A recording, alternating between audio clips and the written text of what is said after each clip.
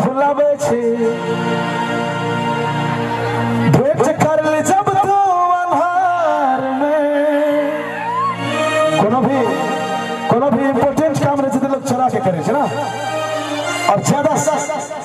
करे हिसाब किताब वाला काम रहे छे तो कोनो भी ककरो से कोई ऋण लेला कि पैसे देला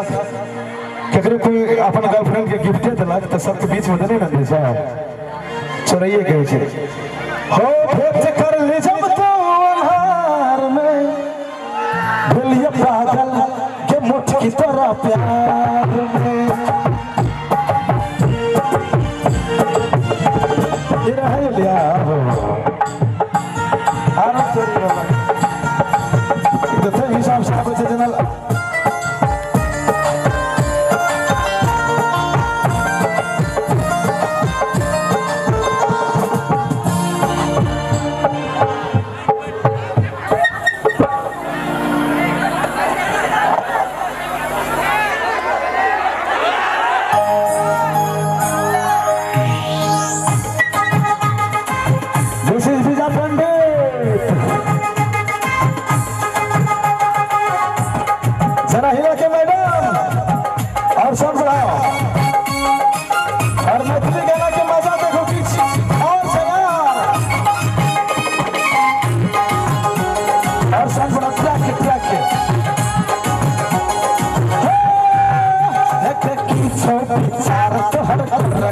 मजनू के प्यार में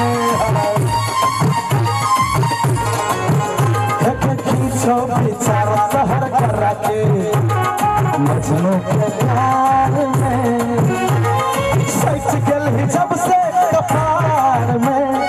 सच गल ही जब से कपार में दिल ये पागल पकड़ के तोरा प्यार में दिल ये पागल पकड़ के तोरा प्यार में